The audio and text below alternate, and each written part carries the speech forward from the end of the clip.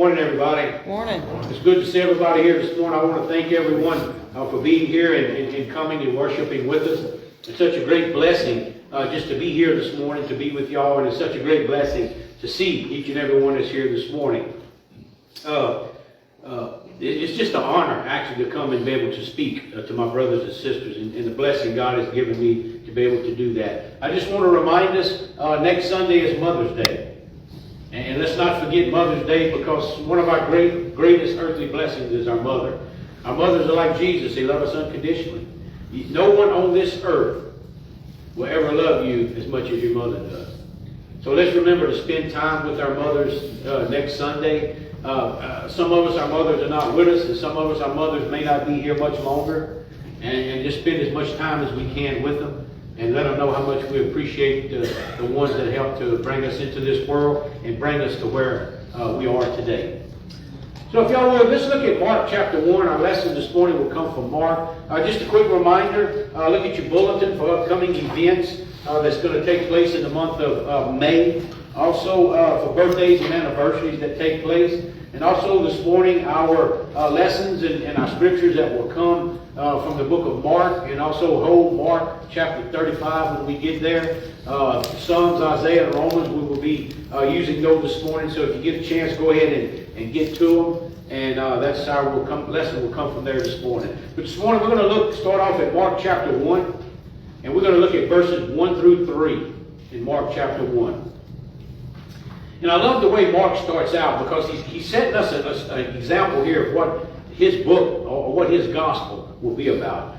The beginning of the good news about Jesus, the Messiah, the Son of God.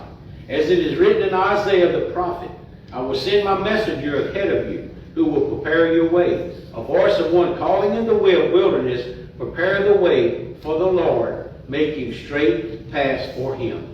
Like I said, I love the way Mark starts out, and he lets us know what he's about. It's about proclaiming the good news about Jesus Christ as the Messiah, and also stressing the fact that he is the Son of God.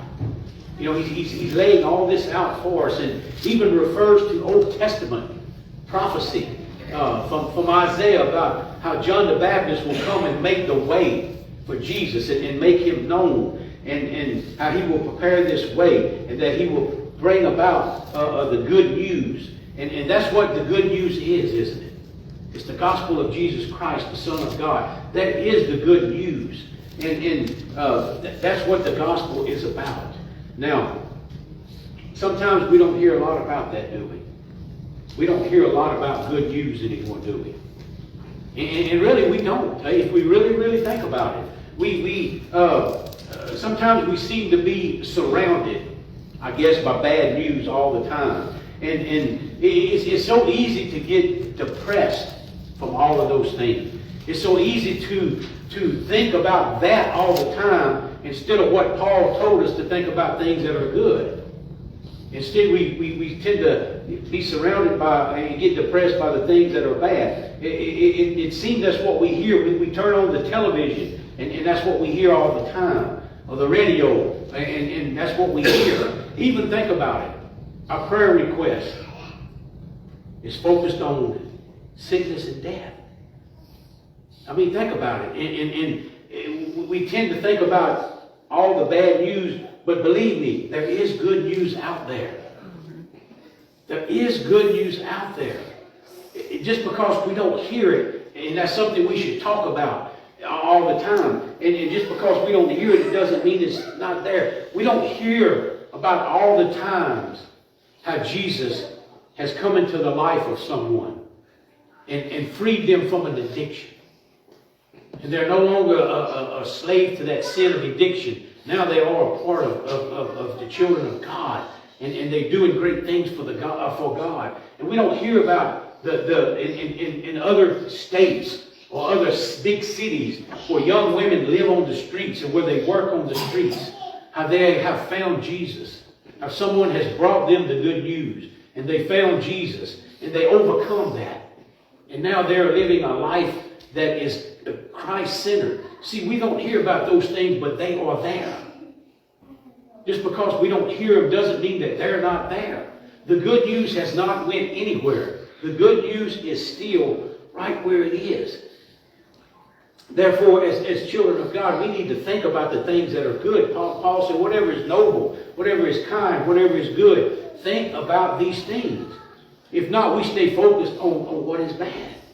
You see, it can consume us if we're not careful. Now, in the book of Mark, Jesus and his disciples are doing what Jesus does, and that's showing the Father's glory. In chapter 1, he sets the way for what his book is about. And we see that in chapter 1, Jesus is baptized.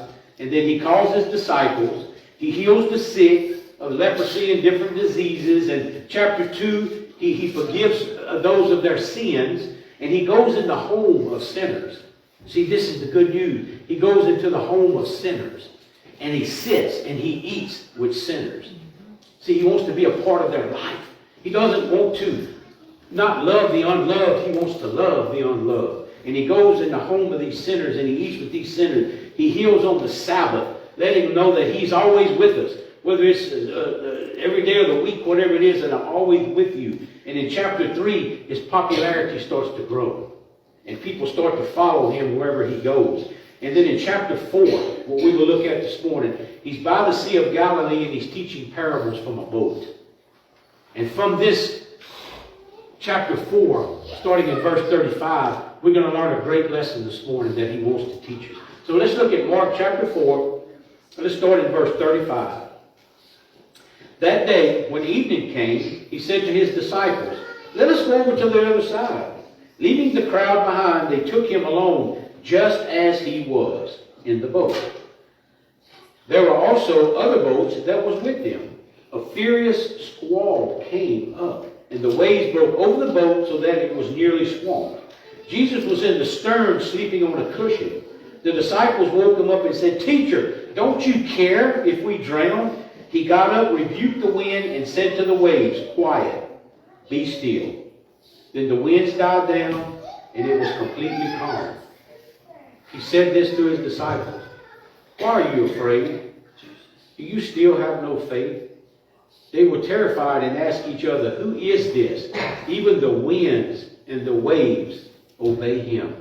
Now by this time, Jesus is teaching in a boat. And by this time that this takes place, it's late in the evening. And I'm assuming that it's late in the evening. And Jesus tells his disciples, "Let's go over to the other side." Okay, now that's very important. We're going to return to that a little later. But he tells his disciples, "Let's go over to the other side." So they get in the boat. And they just take off. They just take off because he said they take him as he was. In other words, they didn't stop to get food.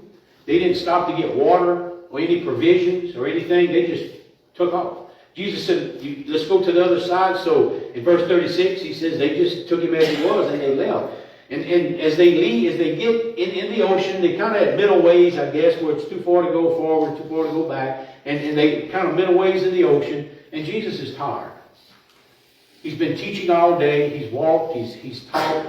And anybody who's ever taught will tell you it is mentally exhausting.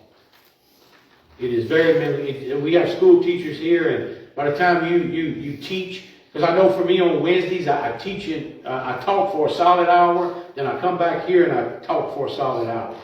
And it may not sound like much, but mentally it's very exhausting.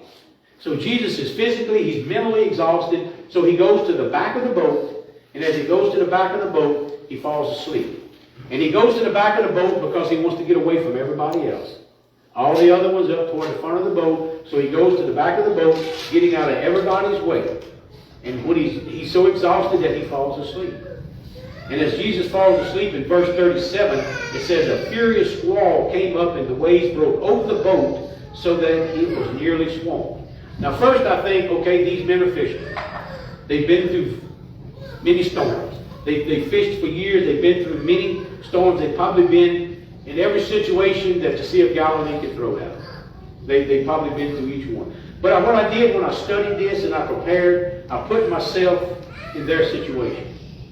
And I put myself in this very situation. I worked offshore for many years. For many, many years. And I've come across many situations. And there have been times that I feared for my life. that I was actually at the mercy of the elements around me. Unable to control them, unable to do anything about them. To just at the mercy of the elements that was around me. Now these disciples, their boat is starting to fill up. Okay? This squall is coming and the boat is starting to fill up. And I'm sure that they're doing everything that they can.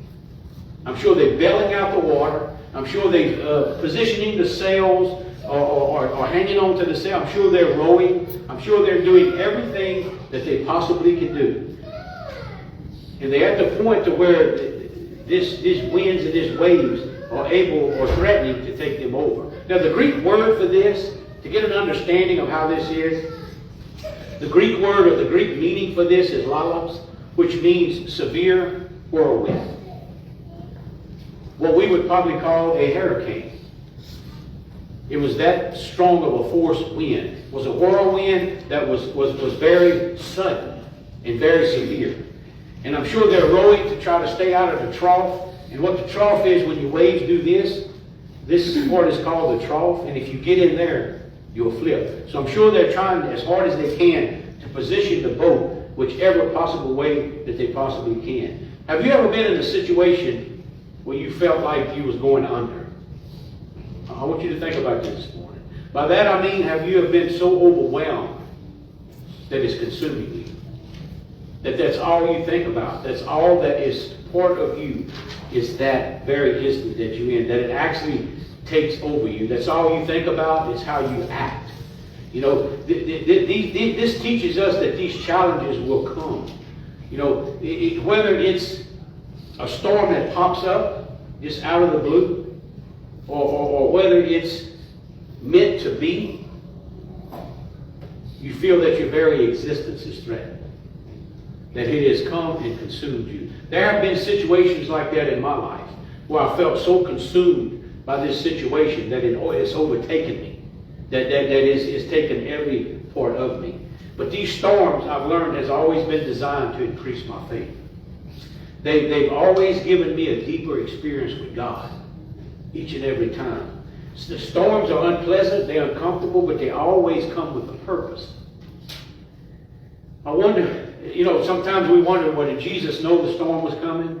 Or does it one that just pops up? You know, whether it was intended to be or whether it just happened, Jesus is always with us. The situation is meant for us to learn. The situation is meant for us to grow from. If he was wanting to test their faith, or if it come up and he was using it to test their faith, it doesn't really matter. All matters is that he was with them. And that's what we need to concentrate on this morning. Is he with you? In Psalms chapter 121, Psalms 121 verses 1 through 3 tells us this. It says, I will lift my eyes to the mountain. Where will my help come from? My help comes from the Lord, who made heaven and earth. He will not let your feet grow out from under you. He will watch over you. He who watches over you will not sleep. You know, you ever heard that saying, God doesn't sleep?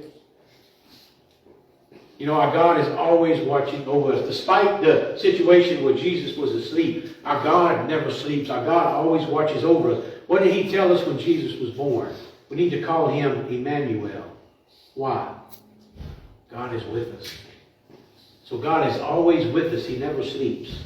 Now, verse 38, Jesus was in the stern sleeping on a cushion. The disciples woke up and said to him, Teacher, don't you care if we drown?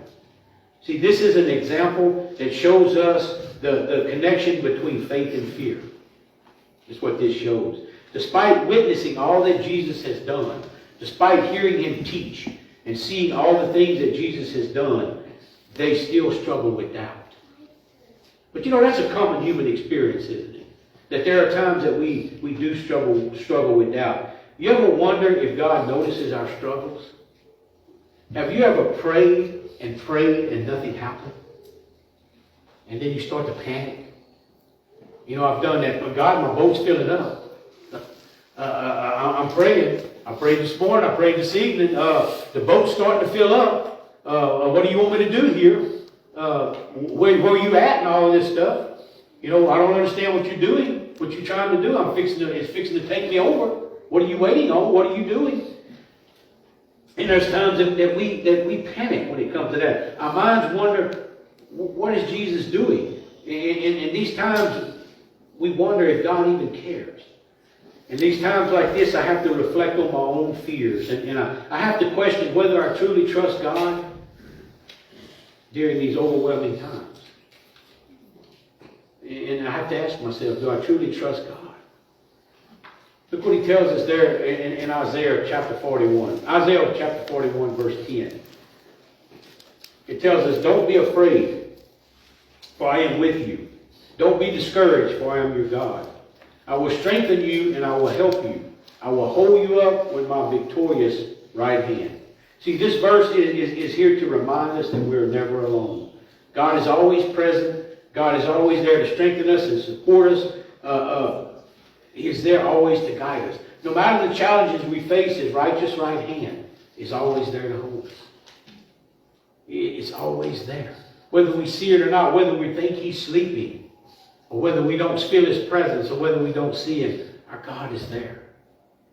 And sometimes these storms that come up, or these overwhelming experiences that we experience in life, God is still present.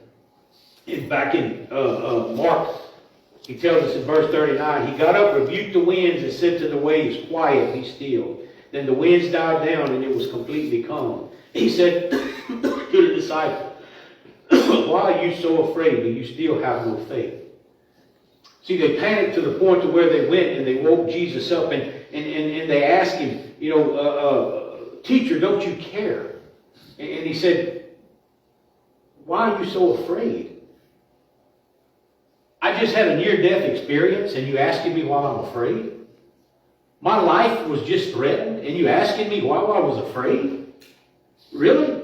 But Jesus' authority over nature and the authority that Jesus has, we should never question His ability. They seen Him heal the sick. They seen Him bring people from the dead, but they never seen Him control the weather. Now, this is to teach them that I am control over everything. I control the universe. I control nature. I control everything. There's nothing that is not beyond my power. This should reassure us that nothing is beyond His control. He is the Creator, and therefore He has command over all creation. Recognizing this should help transform the way that we see our Father. Jesus asked His disciples, why are you afraid, or you still have no fear? There comes a time in our spiritual walk where faith has to take over. It is that time to where we need to stop pretending. We need to stop fearing and let faith take over. We have a choice. We either walk by fear, or we walk by fear, or we can walk by faith. There comes a time where and that's what He's saying. Look, there's coming a time, and the time is now, where you need to let faith start taking over. And start having doubt. Jesus is always with us in our struggles. Despite the chaos that we go through, and what they went through, we always have two promises. And that's the main point this morning. After all of this, there's two main points that I want us to focus on this morning. Two promises that God has given us. If you noticed, He promised them that they would make it to the other side. Because what did He tell them? He said, let's get in the boat and let's go to the other side. Who said that, Peter? Who said that, John? Who said that? Jesus said that. Jesus said, let's go to the other side. That's a promise that we will get to the other side. He didn't promise what's going to happen in between. He didn't say what was going to happen once they got in the middle of the ocean. He didn't say what was going to happen once they got 2 miles out. He didn't say what was going to happen once they got 2 miles from the shore. But He did promise them they would get to the other side. And the same promise holds true for us this morning, that we are promised that we will get to the other side. We don't know what's going to happen in between, but we have to take Jesus at His word. If He promises us these things, if He has promised us these things, somewhere along our spiritual walk, faith has to take over. Somewhere. And today would be the best day. Sometimes faith has to take over. We have to take Jesus at His word. We have to understand these things that will happen. The other promise that we have is that if he is with us, nothing can be against us. See, he was in the boat, so that means he was with them. If he is with us, then what can be against us? Look what he tells us in Romans chapter 8, verse 31. What shall we say about such wonderful things as these? If God is for us, who can ever be against us? Think about that. What can ever be against us? But the whole question boils down to one basic question. Is he with you? See, all of this is relevant unless he is with you. If he's with you, you have the promise to make it to the other side. If he is with you, nothing formed of this world can harm you. Look what he says in Isaiah 54, verse 17. No weapon formed against you will prevail, and you will refute every tongue. No matter what is done, no matter what is said, I will refute every tongue that accuses you. This is the heritage. You know what heritage means? What we inherit. So this applies to us. This is the heritage of the servants of the Lord. Think about that. You say, oh, well, he's talking to Israel here. No, he's talking to servants of the Lord. You're a servant of the Lord? That's the question we have to ask in the end of the vote. Is you a servant? Are you with him or not? If you are, then this applies to you. No matter what happens, no matter what weapon is formed, cannot harm you. No matter what things are said against you, accuse you, will not happen. This is the heritage of the servant of the Lord, and this is their vindication from me, declares who? The Lord. Think about that. We have that promise. We have that promise that we will make it to the other side. We have that promise that if he is with us, then nothing will harm us.